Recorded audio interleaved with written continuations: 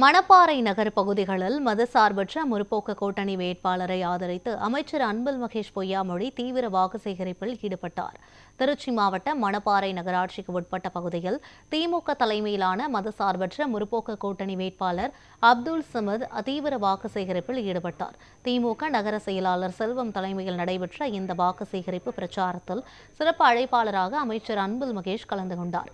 முன்னதாக புனித அன்னை ஃபாத்திமா மாதா ஆலயத்தில் மெழுகுவர்த்தி ஏற்றி பிரார்த்தனை செய்தார். அதனைத் தொடர்ந்து ஜல்லிக்கட்டு காளைக்கு மாலை அணிவித்து மரியாதை செலுத்திய பின் திறந்த வாகனத்தில் தனது பிரச்சாரத்தை மேற்கொண்டார்.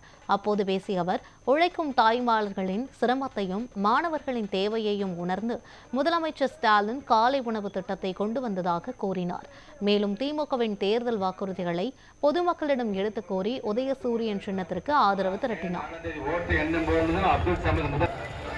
ஓட்டு போடுற மிஷின்ல மட்டும் முதல் இடத்துல பத்தாதுமா, மே 4ஆம் தேதி ஓட்டு எண்ணும் போது அப்துல் சமத் முதலிடத்தில் வந்தார் அப்படிங்கிற ஒரு நல்ல